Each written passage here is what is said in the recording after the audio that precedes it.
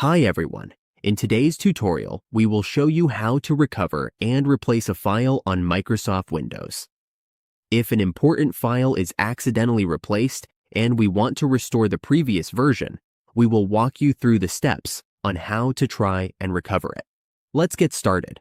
On your desktop, if a file has been replaced, all we need to do is right-click the file that was replaced and go to Properties. From there, we can go to Previous Versions. If a previous version is available, just click on it and then click Restore. Once it is restored, click Apply.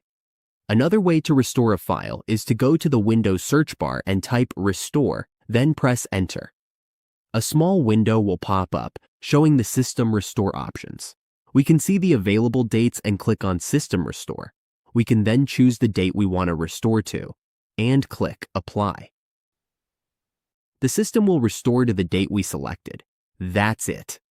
We have successfully shown how to recover a replaced file on Windows.